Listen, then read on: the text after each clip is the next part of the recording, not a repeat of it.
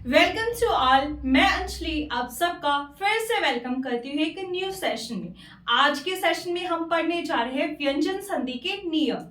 व्यंजन संधि के नियम अपन स्टार्ट कर चुके हैं, अपनी पहली क्लास में पढ़ा, उन सभी नियमों को एक साथ पढ़ा।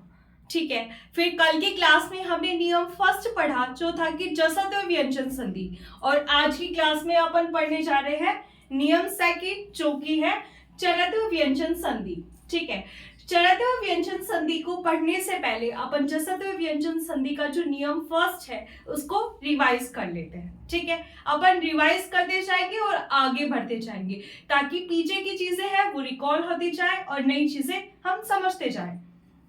तो देखो, कल की क्लास में अपन ने पढ़ा था जसत्व व्यंजन संधि। जसत्व व्यंजन संधि इसके दो नियम एक साथ थे जसत्व व्यंजन संधि में। एक था कि कचट तक के बाद कोई घोष वर्ण आ जाए, किसको छोड़कर? पंचम वर्ण को छोड़कर। कचट तक के बाद कोई घोष वर्ण आ जाए पंचम वर्ण को छोड़कर तो कचट तक का क्या हो जाता है? गजड़ तक हो जाता है। ठीक है, दूसरा इसमें आता है, अपन ने फर्स्ट में किसको छोड़ा? पंचम वर्ण को छोड़ा। तो अब देखेंगे कि कचट तक के बाद क्या आ जाए? पंचम वर्ण आ जाए तो उसका रूप पांचवा ही हो जाता है, यानी कि यणनम। वही रूप हो जाता है जो पांचवा होता है। ठीक है, यणनम। तो आज की क्लास में अपन पढ़ने जा रहे हैं चरत्व व्यंजन संधि। ठीक है, तो क्या होता है चरत्व व्यंजन संधि? तो देखिए, ये है कि द के बाद क्या आ जाए? कैक है, तैत है, पैफ है या से आ जाए।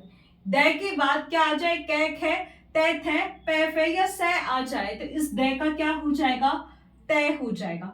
इसको याद करने का एक और तरीका है। कैसे याद कर सकते हैं अपन? कैक है बोलकर अपन को ऐसा नहीं लग रहा जैसे अपन बोल रहे हैं काका, है ना। तैथ है को बोलकर ऐसा नहीं लग रहा जैसे तथा। पैफ है को बोलकर ऐसा नहीं लग रहा जैसे कि पापा। और सै का मीन साथ। ठीक है, यानी कि कैक है यानी कि काका, तैथ है तथा, पैफ है यानी कि पापा के साथ दादाजी के स्थान पर कौन आएगा? ताऊ जी। इस तरीके से याद कर सकते हैं। ठीक है, और ये इजी है जो आपको समझने में हेल्प करेगा। देखिए, अपन ने कैसे याद किया कि काका तथा पापा के साथ दादाजी के स्थान पर कौन आता है? ताऊ जी आता है। ठीक है, अब इसके ये था अपना नियम कौन सा? चरत्व व्यंजन संधि। अब इसके एग्जांपल्स देखते हैं। ठीक है, इसको समझने की कोशिश करते हैं कि द के साथ अगर कैक है आ जाए, तैथ है आ जाए, पैफ है आ जाए या से आ जाए तो द का क्या हो जाता है? तय हो जाता है। ठीक है, तो देखिए, जैसे फर्स्ट एग्जांपल जो दे रखा है आपको वो दे रखा है उत्तर। उत्तर का जब अपन संधि विच्छेद करते हैं तो ये क्या बनेगा? पहले तो अपन को ये पता होना चाहिए कि तय बन रहा है। तय किसका बनता है? द का बनता है। तो ये हो जाएगा उद धन में तर। इस द का क्या हो जाएगा? इस द का हो जाएगा तय। तो ये क्या बन जाएगा? उत्तर। आया समझ में? फिर नेक्स्ट देखो, सेम इसी तरीके से उत्तर में अपन को क्या दिखा? तय दिखा। तय किसका बन रहा है? द का बन रहा है।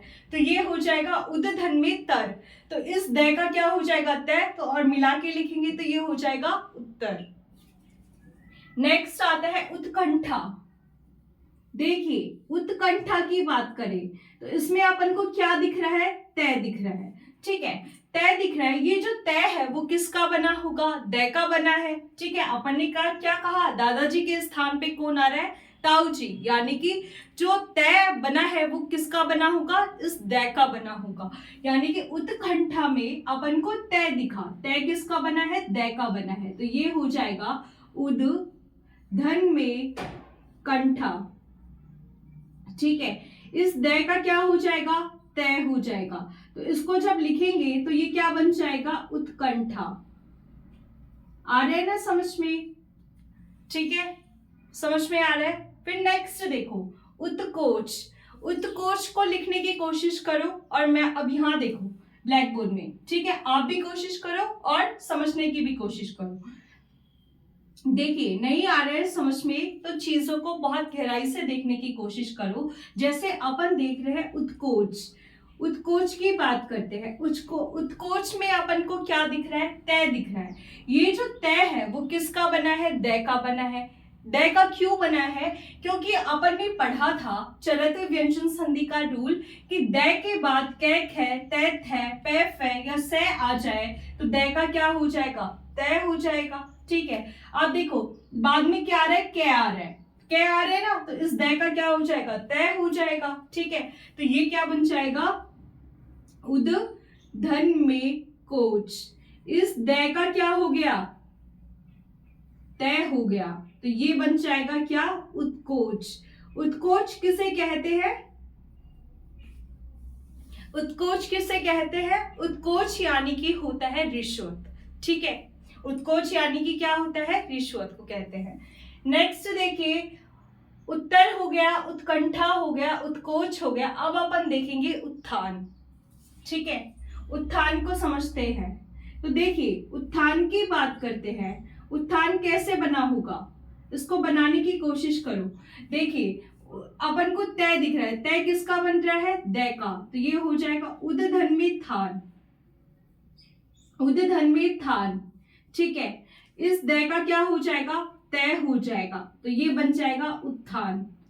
ठीक है, उत्थान। एक बात बताती, उद धन में थान तो अपन ने देखा है, लेकिन कई जगह ये उद धन में स्थान लिखा होता है। क्या लिखा होता है? उद धन में स्थान। उद धन में स्थान। तो आप इसको देख के कंफ्यूज मत हो जाना, क्योंकि ये जो स्थान जो है ना, ये कौन सा रूप है? तत्सम रूप है, यानी कि संस्कृत। जब इसका तद्भव करते हैं, यानी कि जब इसको हिंदी में करते हैं, तो स्थान का क्या बचता है? थान बचता है। तो इसको उद धन में स्थान समझ के इसको कंफ्यूज मत हो जाना। ये जो स्थान है वो कौन सा है? तत्सम रूप है। इसका तद्भव रूप क्या बचता है? थान बचता है। ठीक है, यहां तक समझ में आया। देन नेक्स्ट आता है शरद पूर्णिमा। शरद पूर्णिमा को बना के देखते हैं। 4 हो गए, तो 5वां कौन सा आता है? 5वां जो आता है वो आता है शरद पूर्णिमा। ठीक है, अब देखिए शरद पूर्णिमा में अपन को तय दिख रहा है। ये तय किसका बना है? दय का बना है। तो ये हो जाएगा शरद धन में पूर्णिमा। ठीक है, इस दय का क्या हो गया? इस दय का हो गया तय। तो जब इसको लिखेंगे तो ये क्या बन जाएगा? शरद पूर्णिमा। आ रहा है ना समझ में? नेक्स्ट देखिए, ये सारा समझ में आ रहा है? आई होप कि आपको समझ में आ रहा है। ये एग्जाम्पल्स मैं करके दिखाऊंगी, उसके अलावा कुछ एग्जाम्पल्स मैं आपको दूंगी प्रैक्टिस करने की। ठीक है, और फिर ताकि आपका ये जो नियम है आप उसको खुद करके देखेंगे तो आपको ज्यादा अच्छे से समझ में आएगा। और मैं तो ये कहूंगी कि आपको साथ साथ जैसे मैंने एग्जाम्पल्स दिए ना, तो आप अपने साथ एक कॉपी रखिए और उन एग्जाम्पल्स को मेरे से पहले सॉल्व करने की कोशिश कीजिए। कहीं भी गलती होती है तो अपन समझते तो जा ही रहे हैं साथ साथ। ठीक है, तो ये मैं करवा रही हूँ, इसके अलावा कुछ और दूंगी एग्जाम्पल्स जो आपको होमवर्क भी करना है। ठीक है, नेक्स्ट आता है उत्पल। उत्पल। ठीक है, उत्पल की बात करते हैं। उत्पल में अपन को क्या दिख रहा है? तय दिख रहा है। ये जो तय है वो किसका बनता है? दय का बनता है। तो ये हो जाएगा उद धन में पल। इस दय का क्या बन गया? तय बन गया। ठीक है, तो ये हो जाएगा उत्पल। एक बात बताइए कि उत्पल किसे कहते हैं? बताओ उत्पल किसे कहते हैं? तो उत्पल जो है वो किसका पर्यायवाची है? कमल को कहते हैं। तो यहां तक समझ में आया? एक बार इसे ध्यान से देखिए, फिर इसके कुछ और एग्जांपल्स जो कि आपको करने हैं। Let's see.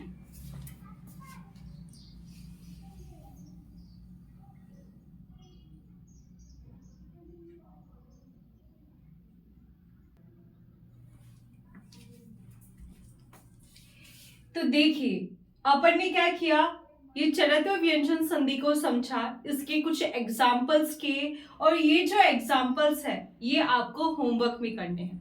ठीक है, तो ये अपना कंप्लीट हुआ कौन सा? चरत्व व्यंजन संधि। एक बार फिर से बता देती हूँ आपको कि चरत्व व्यंजन संधि क्या होता है कि दय के बाद कै खे तय थे पै फै या से आ जाए तो दय का क्या हो जाता है? तय हो जाता है। इसको याद करने का तरीका काका तथा पापा के साथ कौन आता है? दादाजी के स्थान पे ताऊजी आते हैं। दादाजी सबसे बड़े होते हैं, अगर दादाजी अनुपस्थित होंगे घर पे तो उसके स्थान पे कौन आएगा? ताऊजी आएंगे।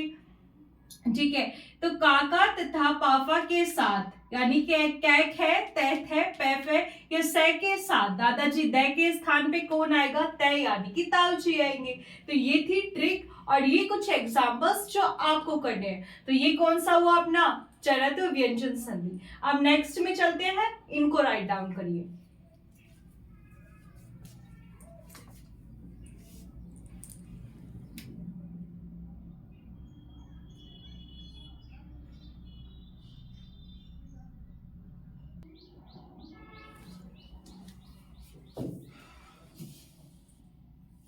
चरत व्यंजन संधि के बाद तीसरा जो आता है वो कौन सा आता है? मूर्धन्य व्यंजन संधि।